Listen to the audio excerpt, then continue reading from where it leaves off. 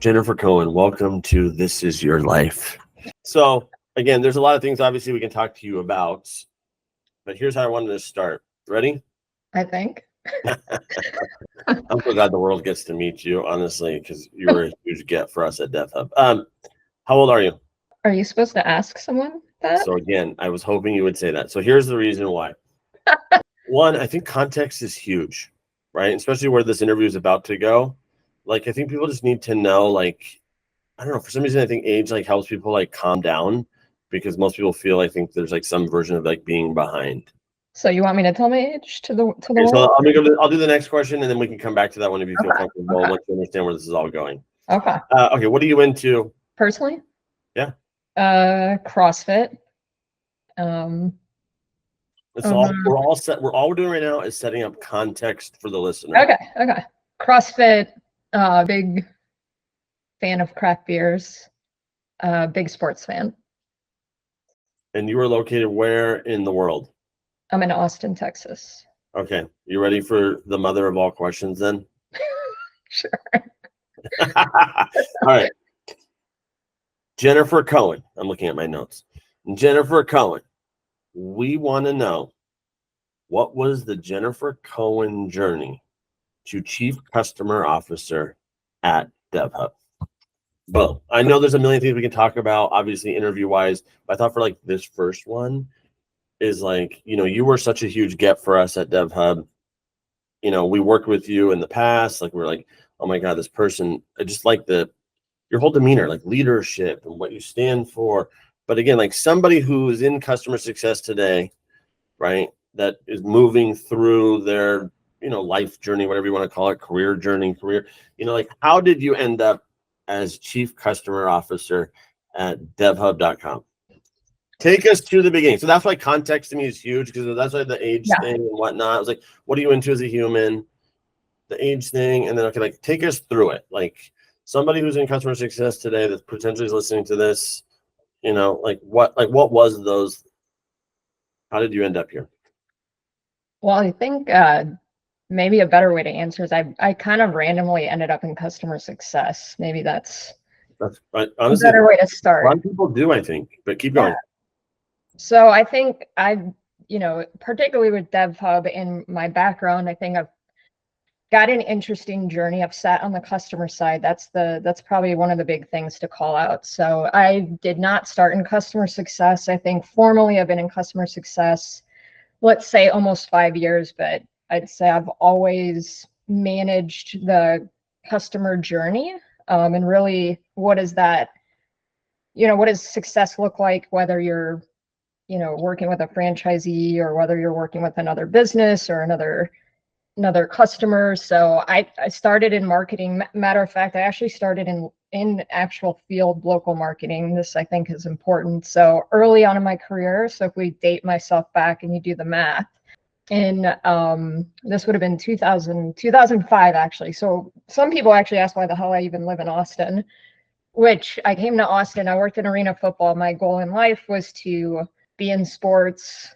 I don't know, maybe be a sports lawyer. I don't know. I was going down that path. So ended up in arena football team out in California, focused a lot on obviously arena football aspects, but most of my role at the time was really just connecting with local businesses, right? So I started off really working on how do you tie in partners, how do you really showcase an experience to a local market. And so I ended up doing that for a bit and then got a call to come work in Austin at the Austin Wranglers. This is why I ended up in Texas, and I married a Texan, kind of stuck here. So did the role in Austin a bit, worked in sports. Actually was ticket sales, which try selling tickets in Austin where the University of Texas is, and you'll get a good laugh out of it, but was pretty successful in doing it, really tying back to the community. It was all about the community, sold tickets, whatever. Was not making a lot of money in sports. So those of you that dream of working in sports, to get from the ground up, you've got to kind of take a small salary till you get to the big leagues, but ended up leaving that role and really ran into Sport Clips haircuts. So this is where I kind of first dabbled into the multi-location space. My background in working with like local businesses with like arena football teams led me to a role at Sport Clips, which was a field marketing role at the time. That was the name of it.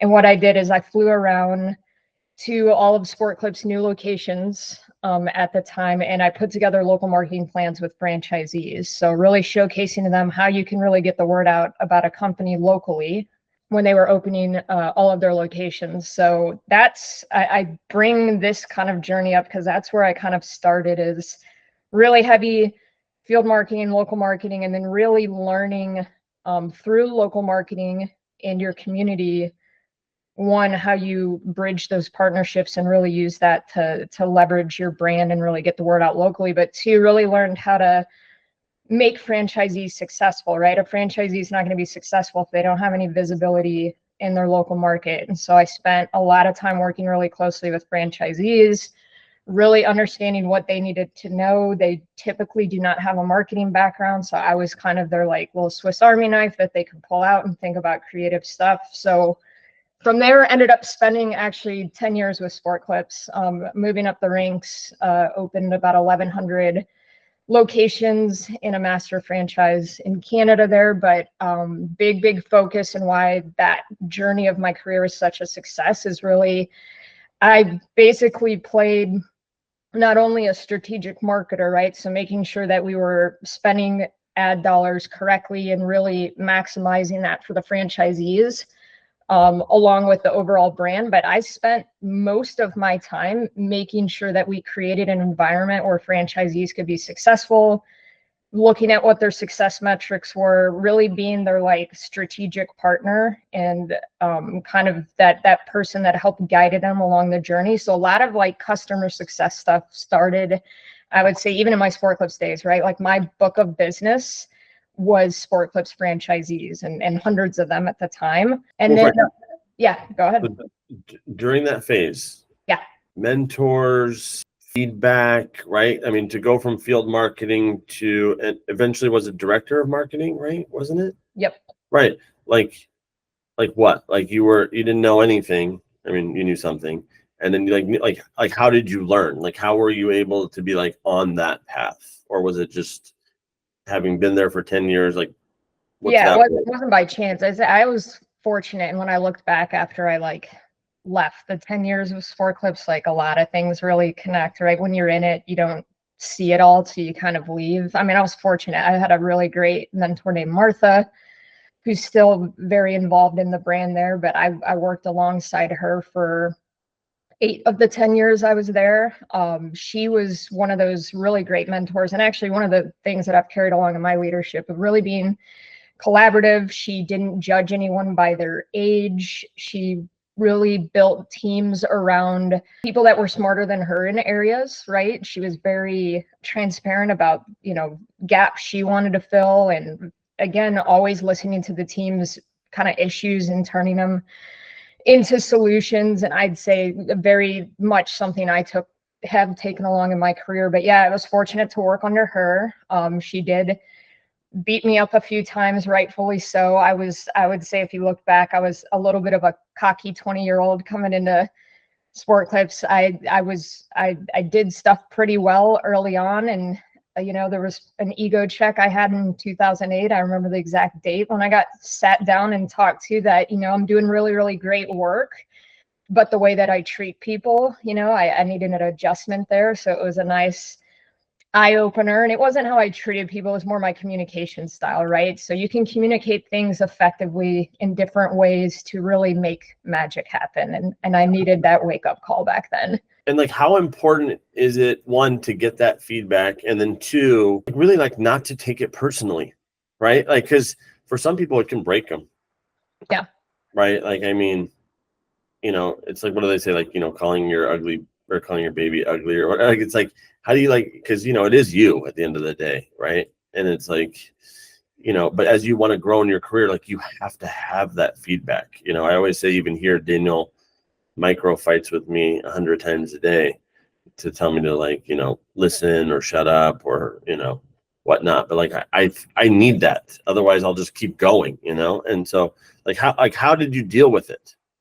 I think it comes to like, one, you've got a good relationship with, that person that's either your boss or your leader, whatever you want to call them. I think we had such a trusting relationship that when she brought that up to me, it was like, a part of me, there was probably a little bit of me that was like, wait a minute here. But There then, was, for sure, I bet. yeah, but then it really clicks and you see it and you're like, you know what, they're right. They're right. I had been doing things maybe that's not the best. I didn't think about other people. I was so self-absorbed with what I was doing that you've really got to look at both, right? Like, how do you continue to be successful while everyone else is successful too? And I don't think that's something that comes totally natural to everyone early in their career, but you start to really see like how that comes into fruition. Again, I played sports. I still play sports. I watch sports. It's all back to the analogy of like the teams, you're only as good as the team, right? And that's just always been a thing that I've watched, and it's so true in business and really throughout my career. But I think to answer your original question, it comes down to just having really good trust and and I think giving feedback at the right time. A lot of times I think leaders wait too long to give feedback, or they give it at inappropriate times where it can be misstrued even worse. And I think she was really good at giving the right feedback at the right time and putting it in words where it wasn't attacking, but more connecting the why and the dots. And that's why, like, you see me, I try to connect dots with a lot of the change we're trying to do here and in other companies. I think there's an effective way of doing it, but she did it really well. And, props to her too. And again, her name's Martha England, if you ever look her up. But, she had the same team stick with her through a period of, crazy accelerated growth. I mean, I'm talking from barely 300 locations to 1,500 plus. She kept the same team. I mean, that's kind of unheard of. It's, people think I'm a unicorn for staying a decade somewhere, but it's like there was the whole team stayed pretty much that amount of time through a rapid growth period. So 10 years at Sport Clips, what do they say, like learning the ropes or whatever, getting feedback, lucky enough to have a mentor boss, and also just having some self-awareness and not take things personally, and whatnot. And then, well, I'd add a few more things. Let me add a few more things. Like, we had one of the best CEOs you can imagine in the franchise space that we got to work under. So he led by example too. Very strong values that permeated throughout the organization. So that was another big one. Is, if you look at what Martha did, Martha was also supported by Gordon. And so was I. Had a lot of interaction, obviously, with the Logan family, which was awesome. I would say the other thing is that, people coming up in their career is like always be looking to improve not only yourself, but the organization. Like, look for ideas. Don't just sit and be complacent. I think if I look back, I was always looking for how can we be more efficient with our marketing dollars? How can we continue to beat the competition? What are we missing? Like, I never slowed down. It was almost like an obsession. Not saying anyone needs to be obsessed with it, but that's kind of how we carried ourselves. Like, how do we continue to get better? And I think that's something that I think some folks do take for granted. They get stuck in their role that they're given on a job description. And to me, it's like, learn as much as you can and connect dots. And there's always other ways to, one, improve your skill set, but improve the organization you're working for. So I think that's another thing. We never slowed down on innovation, right? I always go back to, there's the saying, or I don't even know if it's a saying, but it's like, like obviously you have the CEO, or you have, ownership, whatever you want to call it, leaders, like they're obviously incented a lot different than maybe someone who does, a field marketer, right? Like to bring that back there, like why, even as a field marketer, like early in your career, middle in your career, like why should you be obsessed or care more than your job description? Like, what do you see as the benefit? Or how would you talk to that person, I think some people are like, again, like clock in, clock out. Like, I'm good. Like, this is my role. I'm done. Right. And again, like those people, I'm sure there's a role for them somewhere, but like, why, like what, what is it that gets somebody to be, obsessed or just care more than what the job description is? And I think, everyone's got different motivations. I think for me, like, I like to win. I don't even let my kids win at stuff, right? I like to win. I think if you want to win, you got to earn it.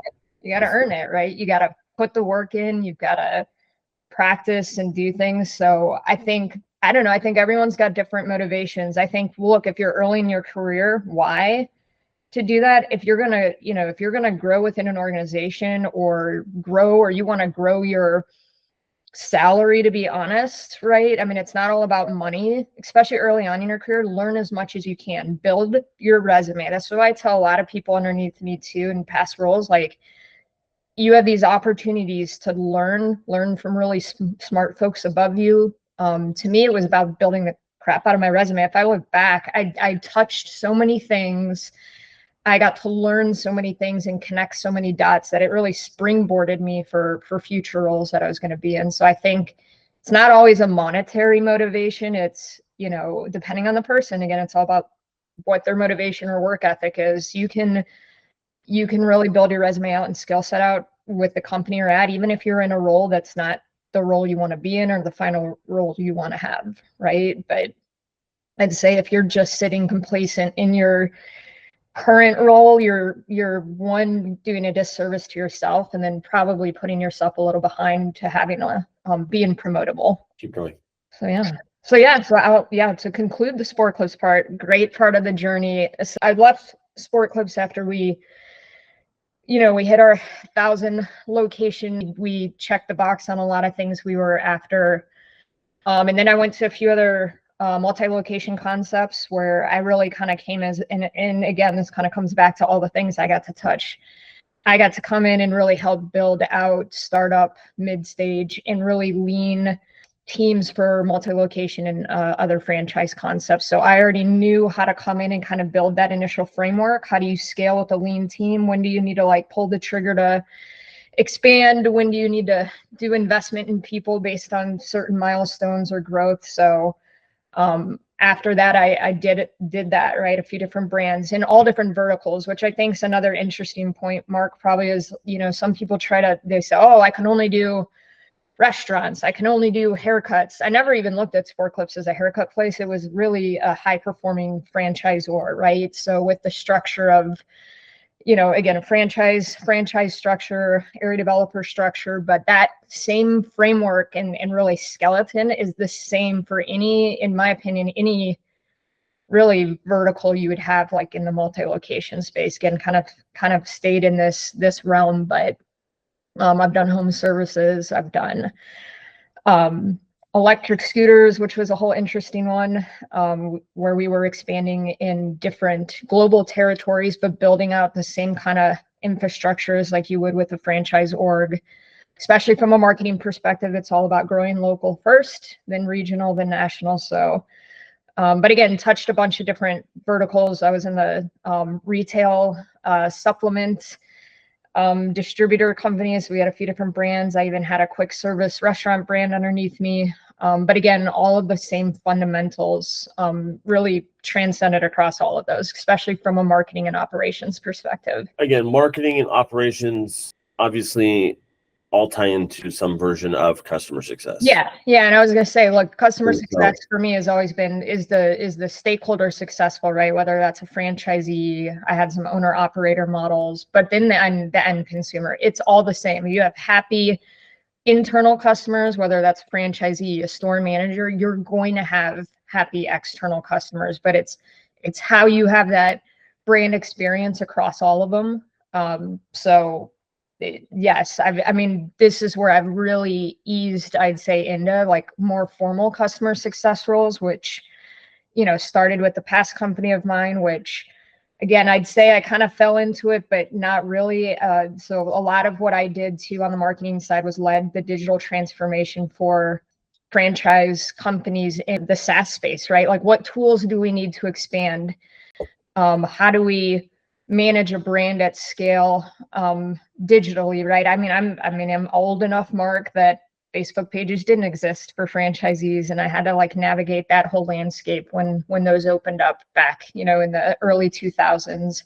Google My Business, right? When that all expanded our Google business profile now, but I did a lot of that. I sat in the customer seat, knew the challenges that has both from a franchisee perspective up to the franchisor. So anyways, I ended up on the tech side in a more formal customer success role. But I'd say where I sit in customer success now is I would never do something that I would not have wanted when I was the customer, right? So I always come from that angle. One, I know that the folks that I'm talking to that are my customers, which are typically directors of marketing, VPs of marketing, CMOs, they've got a lot. I know what their day-to-day looks like. It's not that they just work with this one vendor all day. They're managing a bunch of franchisees, they're managing their team, they're managing a lot of change management, competition.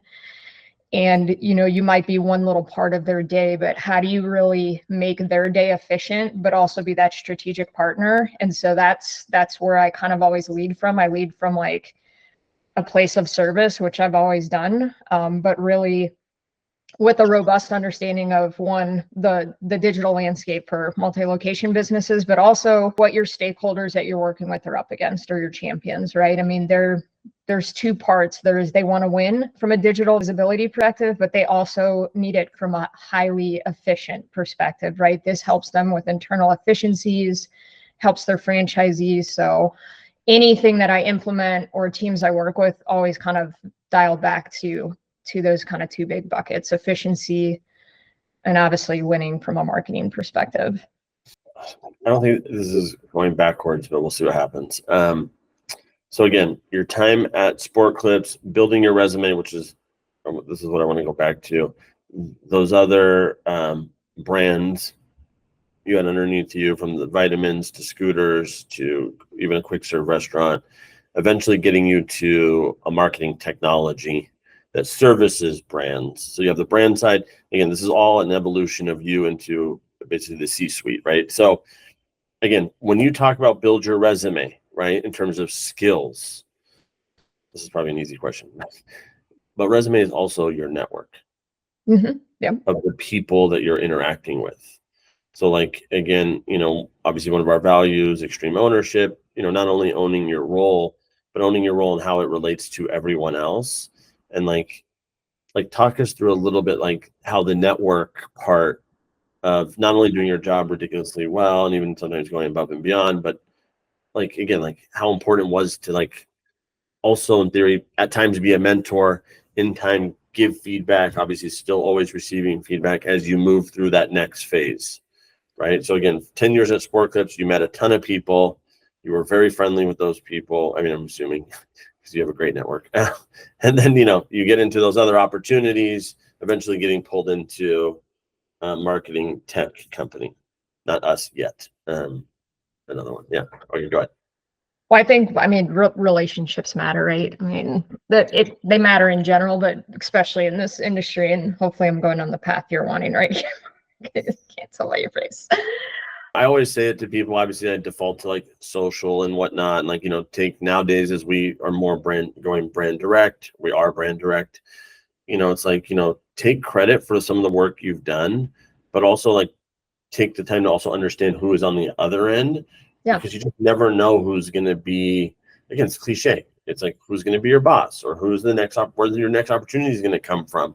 And if you, again, like a lot of the why, sometimes I think people should care is around, again, what their next opportunity could be, right? Not even like, again, helping your team win obviously helps you set you up for what could come next, or you stay at the place you're at because you love it and you're constantly getting promoted and recognized.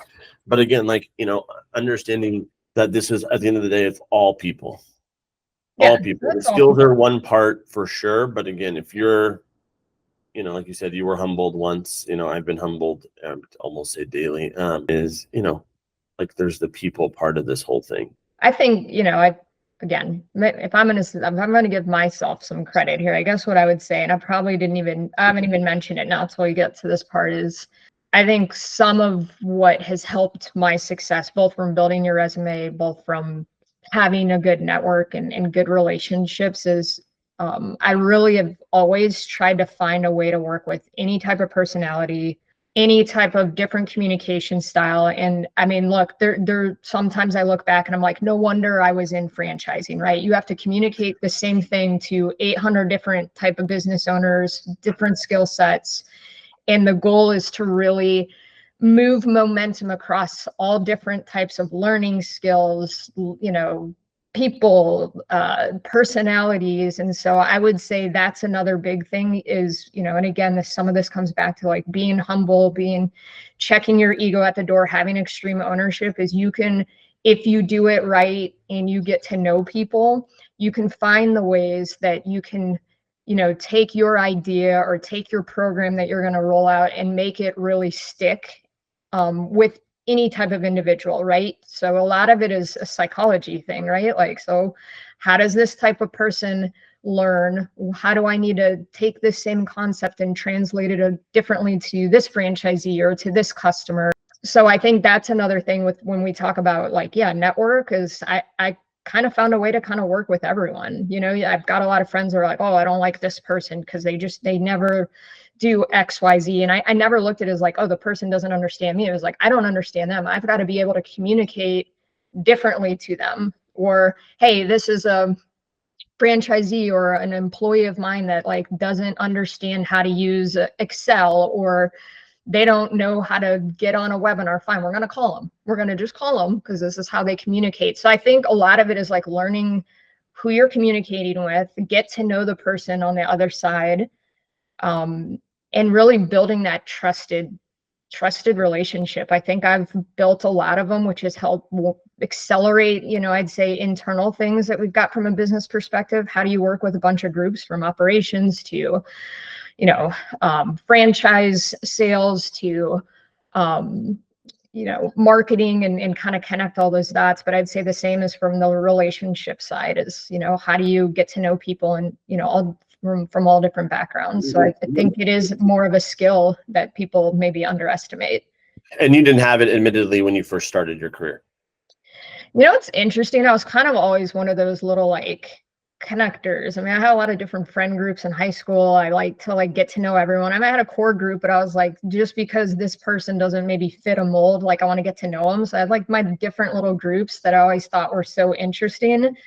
And I think it translated over to business. But I would say, I think a big learning was when I would say, again, back at Sport Clips, the way we were successful is we did everything we could to make the franchisee successful. And so we really got good at, communicating, taking things and making it simple, stupid, and really making it easy for someone to execute. And so again, kind of coming from that lens right across my career, I'd say it works for even your team, the folks on the other side. So I'd say it was definitely learned over time, but I'd say it was a pretty quick like aha moments pretty early on.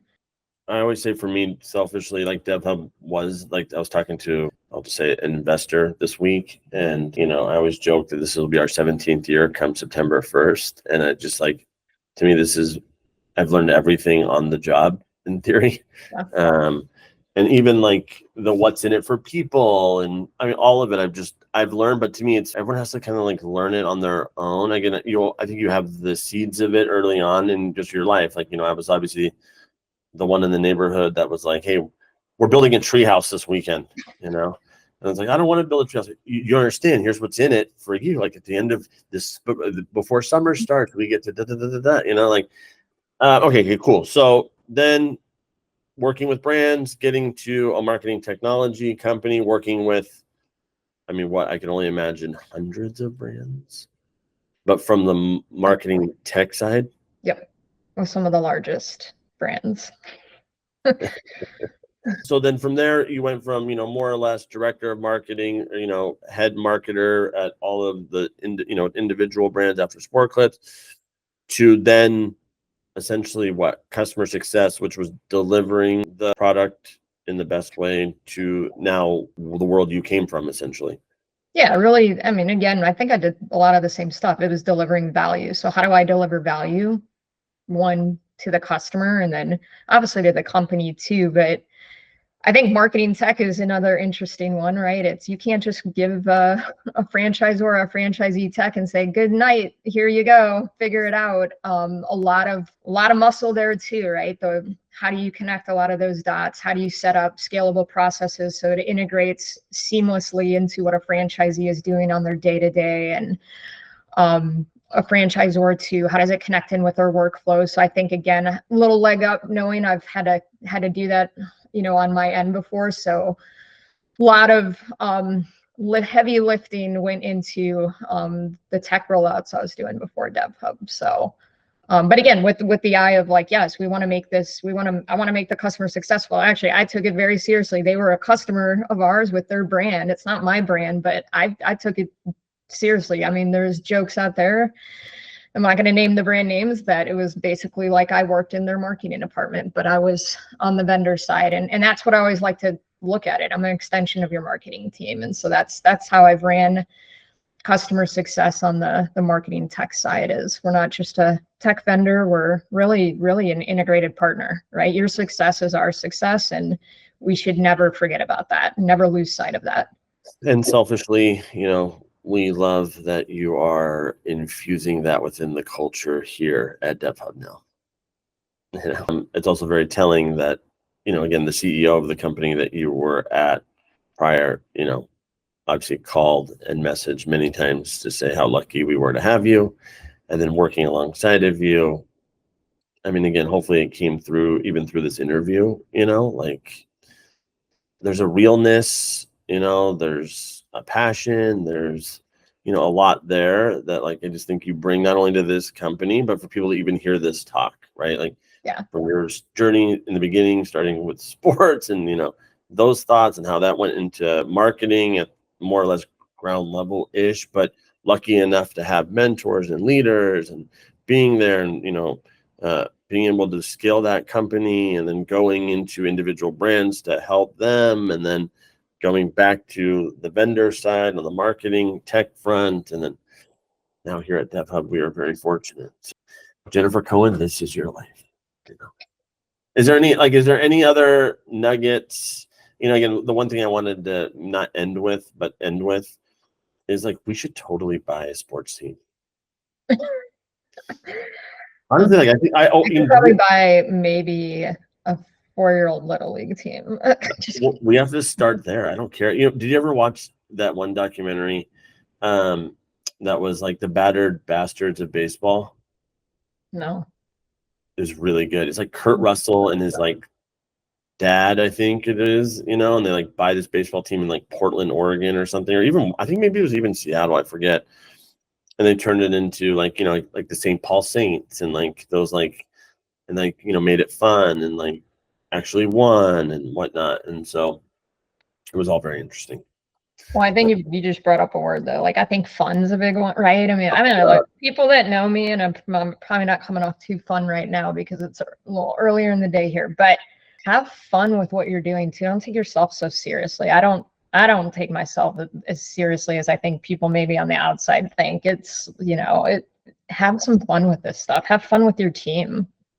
You spend more time with your team than your family, which is always the interesting thing when you kind of add up some of the hours you're working at work. But I'd say fun, and then look back to your sports team. Look, I would love it. I think I've told you before, I coached sports with my husband, and that was like, should be its own documentary of or two different personalities.